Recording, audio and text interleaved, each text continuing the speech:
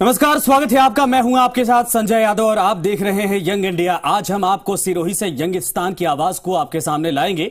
खासकर युवाओं के 2019 में नई सरकार से क्या उम्मीद है, वो अपने सपने के भारत को कैसा देखना चाहते हैं और क्या सरकार और मौजूदा सांसद उनकी उम्मीदों पर खरा उतर पाए हैं।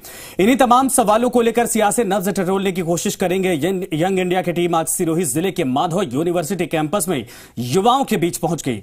आपको बता दें कि राजस्थान की जालौर सीट शुरू से ही कांग्रेस का गढ़ मानी जाती है, लेकिन 2009 के परिसीमन में इस सीट के सामान्य होने के बाद से लगातार 2 बार से बीजेपी के देवजी पटेल यहां से सांसद हैं। जालौर लोकसभा क्षेत्र में विधानसभा की 8 सीटें आती हैं। हाल ही में हुए विधानसभा चुनाव में बीजेपी ने इन 8 विधानसभाओं में से 6 सीटों पर कब्जा किया है, जबकि 1 सीट पर कांग्रेस और 1 सीट पर निर्दलीय उम्मीदवार जीता है। इस लिहाज से जालौर सिरोही के मौजूदा सियासी समीकरण में बीजेपी का पलड़ा भारी दिखाई दे रहा। बीजेपी ने एक बार फिर से अपने मौजूदा सांसद देवजी पटेल पर भरोसा जताया है और इस बार सांसद देवजी पटेल की टक्कर कांग्रेस के रतन देवासी से होने वाली है। वर्तमान सरकार और सांसद के कार्यकाल को लेकर सिरोही के नौजवानों की आखिर सोच क्या है, चलिए जानते हैं।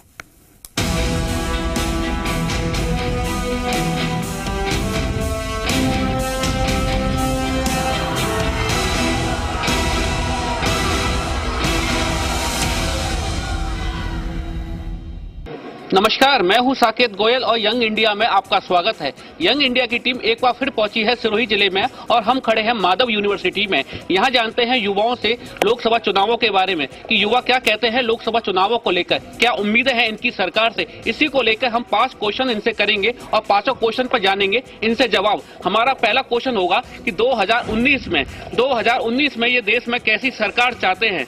दूसरा सवाल होगा सरकार से आपकी उम्मीदें क्या हैं। तीसरा सवाल होगा आपके सपनों का भारत कैसा होना चाहिए। चौथा प्रश्न है अगर आप एक दिन के लिए पीएम बना दिए जाएं तो क्या करेंगे। 5वां प्रश्न होगा आपका सांसद आपकी कसौटी पर कितना खरा उतरा है। इसी को जानने के लिए हम इनके पास पहुंचे हैं और इनसे सवाल जवाब करते हैं। हमारा पहला क्वेश्चन है कि 2019 में ये देश में कैसी सरकार चाहते हैं। 2019 में कैसी सरकार चाहते हैं? सर 2019 में हम ऐसी सरकार चाहते हैं जो जितने भी रोजमर्रा की जिंदगी में उपयोग होने वाली चीजें हैं, दूध है, दाल है, तेल है, गैस सिलेंडर है, इन सब का दाम कम हो। क्योंकि अभी 2014 में जब मोदी जी की सरकार बनी थी तो इन सब का दाम बढ़ गया था। डॉलर पहले 56 रुपए था, अब बढ़ के 70 रुपए हो गया है। दूध 54 रुपए था, आज की तारीख में 84 रुपए हो गया है। तेल, गैस सिलेंडर 382 रुपए था, आज की तारीख में 800 रुपए हो गया है। मतलब हर चीज में दाम बढ़े हुए हैं, जिसमें से मिडिल क्लास फैमिली को बहुत ही परेशानियों का सामना करना पड़ता है। हम चाहते हैं कि अब की बार किसी की भी सरकार बने, युवाओं को रोजगार दे। हमारी मानसिकता के अनुसार ऐसी सरकार होनी चाहिए जो हर वर्ग के बारे में सोचे, चाहे वो किसान वर्ग हो, युवा पीढ़ी हो या चाहे व्यवसाय वर्ग हो, ताकि समान रूप से विकास कर सके। दूसरी बात, ऐसी सरकार होनी चाहिए जो आरक्षण को बिल्कुल ही खत्म कर दे। सर सबसे पहले तो मैं जी मीडिया का आभार व्यक्त करता हूं कि जी मीडिया यंग इंडिया के माध्यम से हमारे युवाओं की जो बात है जो पूरे देश के सामने रख रहा है, तो मैं सबसे पहले जी मीडिया का धन्यवाद करता हूं। फिर सर हमें 2019 में सर हमें एक स्थिर और मजबूत सरकार चाहते हैं। जो हम केवल ये महामिलावट वाली सरकार है वो हम नहीं चाहते हैं। एक स्थिर हो, एक मजबूत हो, जो सरकार है जो सबसे पहले आतंकवाद के खिलाफ लड़ाई लड़े। ठीक है, आप क्या कहेंगे? हम ऐसी सरकार चाहते हैं जो जातिवाद को बढ़ावा न दे। आजकल जाति के नाम पे, धर्म के नाम पे जो राजनीति हो रही है उस राजनीति को खत्म करे।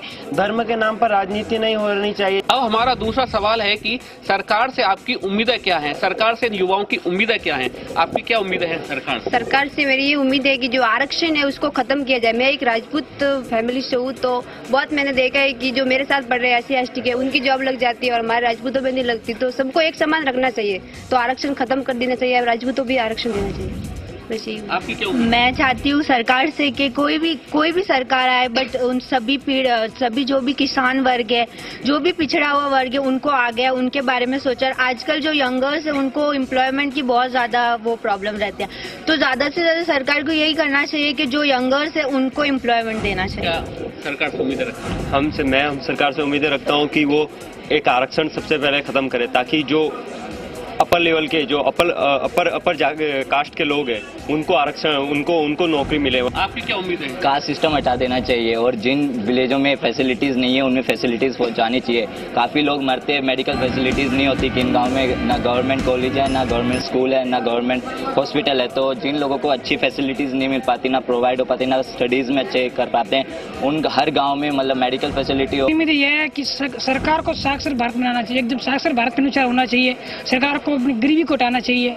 आज का गरीबी बहुत हो रही है इस देश में, और आरक्षण रखना चाहिए, क्योंकि आरक्षण के बल में भारत आगे बढ़ सकता है। क्योंकि जो ऊंचे वर्ग के लोग होते हैं वो अपने पैसों से भी डिग्री खरीद लेते हैं, और नीचे वर्ग के लोग होते हैं वो नीचे रह जाते हैं। इसलिए आरक्षण के अनुसार भी डिग्री होनी चाहिए। अब हमारा तीसरा प्रश्न है कि आपके सपनों का भारत कैसा होना चाहिए?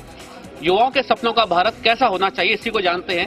आपके सपनों का भारत कैसा होना चाहिए? सपनों का भारत सोने की चिड़िया जैसा होना चाहिए। जैसे भारत काफी टाइम पहले था, जैसे आज के कांग्रेस पार्टियों ने भारत में लूट मचा रखी है, और सब जैसे अमीर होता जा रहा है और गरीब परिवार गरीब होता जा रहा है, और महंगाई दिनों दिन बढ़ती जा रही है। कांग्रेस जो सत्ताधारी पार्टी है उस पर इसको ध्यान देना चाहिए।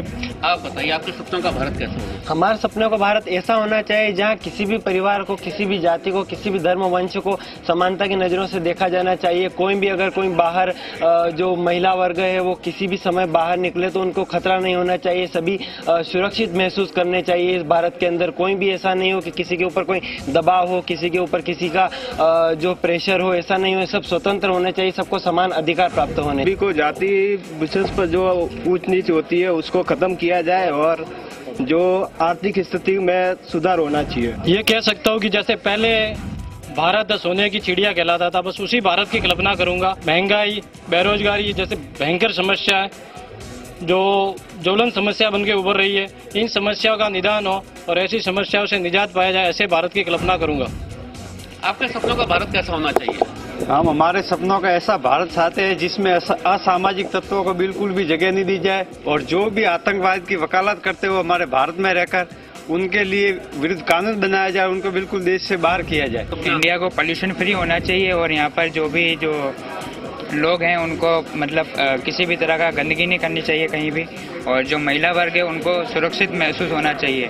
इंडिया में किसी भी तरह की कोई भी मतलब भारी कोई गतिविधियों से कुछ भी अगर होता है तो उसे उनको सूचित करना चाहिए। आपके सपनों का भारत कैसा होना चाहिए? बस मैं इतना ही कहना चाहूँगा कि अपने देश में सबसे मेन प्रॉब्लम है अपनी बहनों की, तो आज के मामले में हो रही बलात्कार, वो चीज़ जब तक बंद नहीं होगी तब तक हमारा देश सही नहीं रहेगा।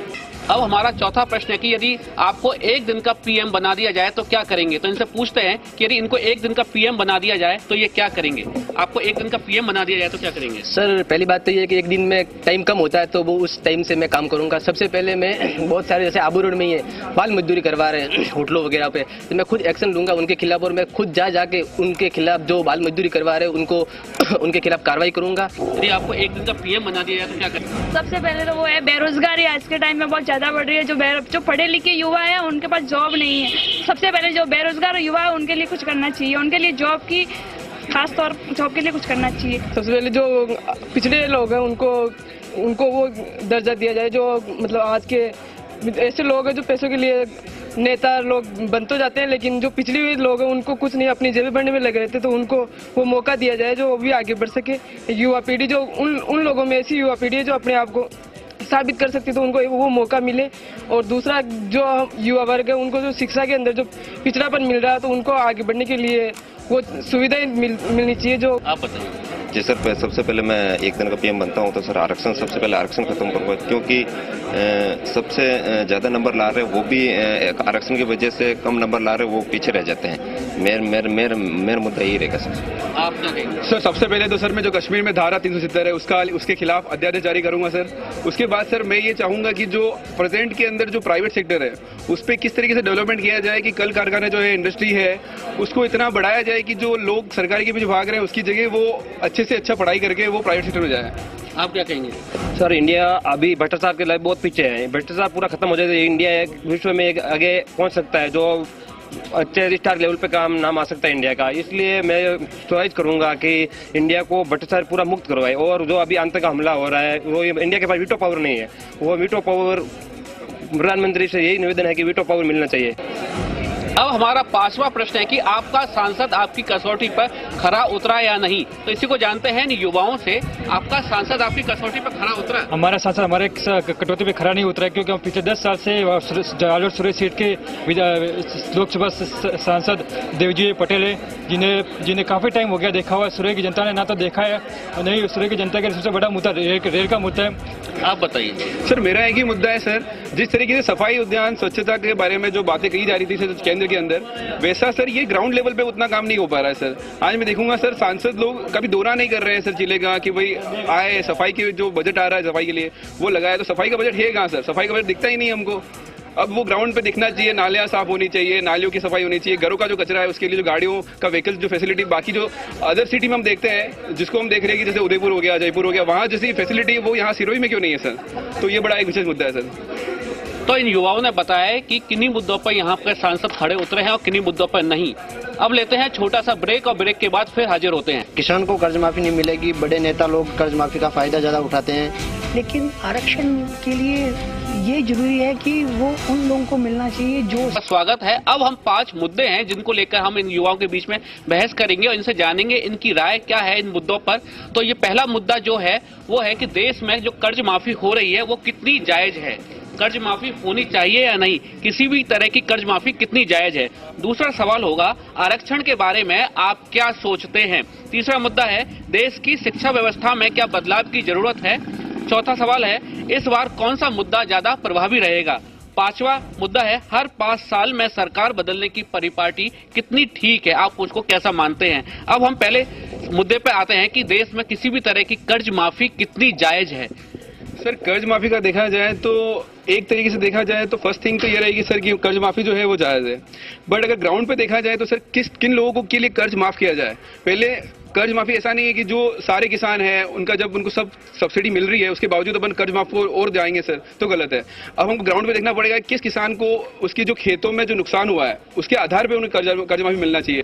आप बताइए किसी भी तरह की कर्ज माफी कितनी ठीक है। कर्ज माफी करनी चाहिए, किसान लोगों को कर्ज माफी होनी चाहिए। कर्ज माफी किसान को काफी नुकसान हो रहा है, कभी बारिश में नुकसान हो रहा है, काफी फायदा नहीं मिल रहा है, तो इसकी सरकार से यही ख्वाहिश है कि कर्ज माफी होनी चाहिए, लेकिन उसके हिसाब से उन्हें जो कर्ज माफी जिस लेवल पे इंसान है उसको मिल रही नहीं है, जो कर्ज माफी को किसान लोग नहीं उसको मिल रही है, किसान लोगों को मिल रही नहीं चाहिए। उसको सरकार को सोचना चाहिए जो किस जमीन के बीघा पे कितने कर्ज माफी होने चाहिए उनके हिसाब से कर्ज माफी करनी चाहिए। आप बताएं। सर कर्ज माफी होनी चाहिए। कर्ज माफी तो मतलब किसान को कर्ज माफी नहीं मिलेगी, बड़े नेता लोग कर्ज माफी का फायदा ज्यादा उठाते हैं, और जमी के हिसाब से मतलब कर्ज माफी होनी चाहिए, जिसके कम जमी हो उसको कर्ज माफी मिलनी चाहिए। आप बताइए कर्ज माफी कितनी जायज है।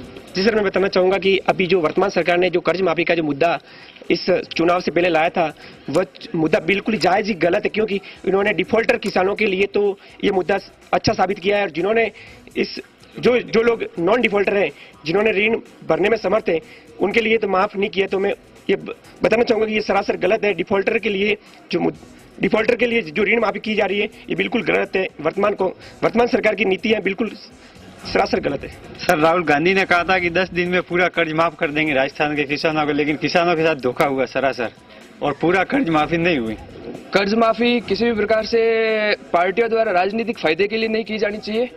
ये जो है पार्टी अगर यदि ऐसा करती है तो वो अपने पार्टी फंड से करती है। अब हमारा दूसरा मुद्दा है कि आरक्षण के बारे में युवा क्या सोचते हैं, इनका विचार क्या है। आरक्षण के बारे में आप क्या सोचते हैं।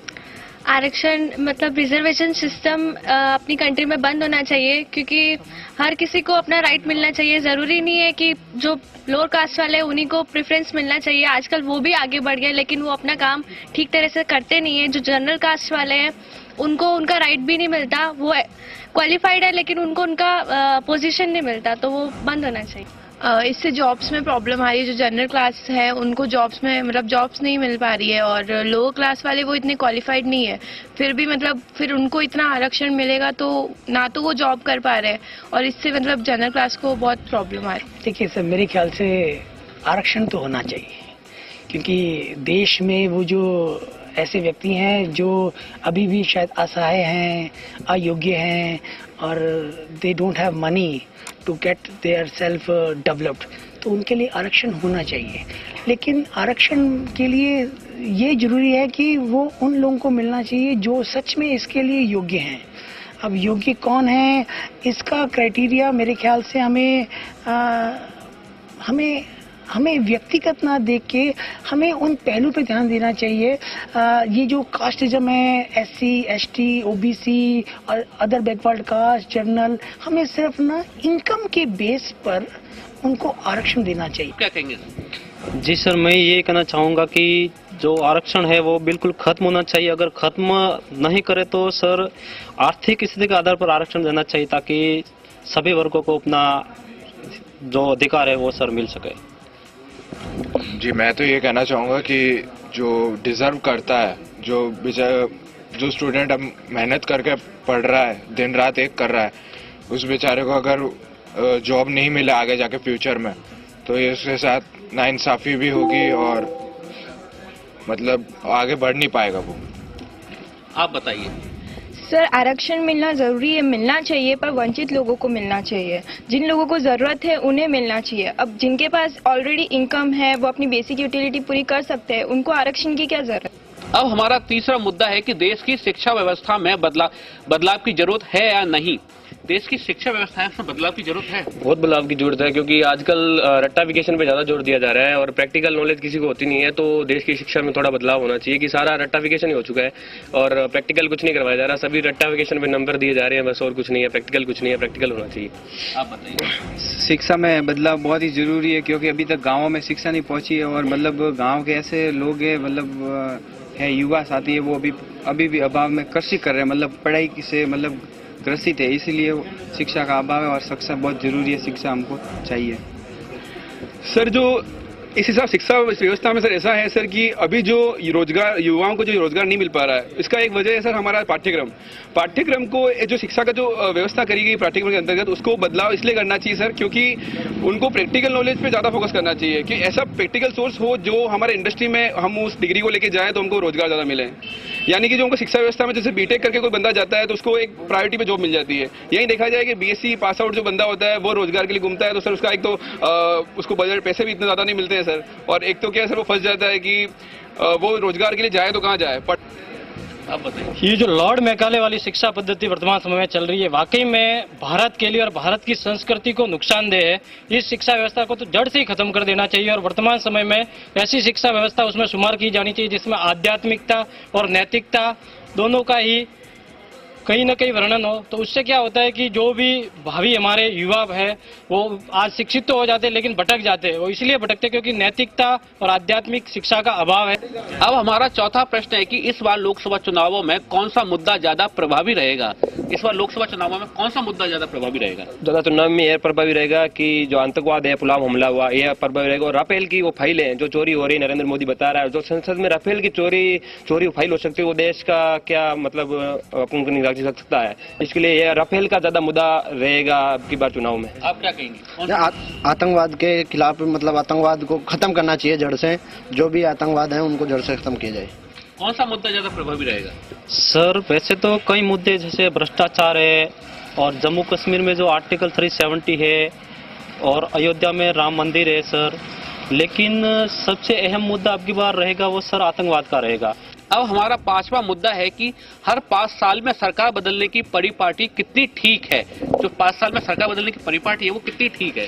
सर मेरा ऐसा मानना है कि ये आम जनता का अधिकार है कि जिस तरह के वो राजनीतिक दल की जो काम है उसका वो परिणाम बता सकते हैं कि सर किस पार्टी को ज्यादा मौका दिया जाना चाहिए। अगर हम ये 5 साल के अंदर चुनाव नहीं कराएंगे सर तो हमको मौका नहीं मिलेगा कि हमारा पसंदीदा जो चेहरा है उसको हम जज कर पाए। तो मेरे हिसाब से 100% 5 साल के अंदर चुनाव होने चाहिए और ये आगे चलना भी चाहिए। सर मैं यही कहूंगा कि 5 साल में होनी तो चाहिए, लेकिन साथ में ये भी है कि जो क्या कहते हैं 5 साल में हम जो नेता से एक्सपेक्ट करते हैं, नेता वादे तो कर देते हैं लेकिन जो नेताओं से जो वादे हम जो एक्सपेक्ट करते हैं लेकिन जो पूरे हो नहीं पाते, तो सर मैं नेताओं के लिए भी यही एक मैं अपने हिसाब से मेरा विचार है और उनके लिए मैं कहना चाहूंगा कि जो जितना हो सके उतना ही करे। क्योंकि सर हम नेता जनता को वादे तो बता देते हैं, उनको सपने तो दिखा देते हैं, लेकिन जो होना चाहिए वो हो नहीं पाता है और हम कुछ जरूरत से ज्यादा ही बता देते हैं। आप क्या कहेंगे? हमारा सबसे बड़ा धर्म ग्रंथ है श्रीमद् भगवद गीता। उसमें ये गीता सार में ये बताया गया कि परिवर्तन संसार का नियम है, तो परिवर्तन होना जरूरी है, क्योंकि परिवर्तन नहीं होगा तो कोई भी सरकार अगर एक स्थायी रूप से चलती रहेगी तो तानाशाह रूप धारण कर लेगी, और जैसे ही उसने तानाशाह रूप धारण कर लिया तो फिर विकास संभव नहीं है, विकास की गति रुक जाएगी। और विकास की गति को अगर रूबरू आगे चलाना है तो सरकार का जो ये परिवर्तन वाला सिस्टम है ये बिल्कुल सही है। आप क्या कहेंगे? जो सरकार अच्छी है उसे रुकना चाहिए अगले 5 साल के लिए, ताकि देश का अच्छा विकास हो सके। जो सरकार अपने देश के लिए अच्छा काम कर रही है, हाँ, तो पब्लिक उन्हें मतलब अगले वोट के लिए भी चुनाव करे, मतलब उन्हें अगली सरकार के लिए लाए। आप क्या कहेंगे? सर परिवर्तन तो जरूरी है सर, हर 5 साल में जो सही विकास करता है उसको आना जरूरी है। तो ये था हमारा यंग इंडिया। अब यंग इंडिया की टीम पहुंचेगी किसी अन्य जिले में, देखना ना भूलिए जी राजस्थान न्यूज।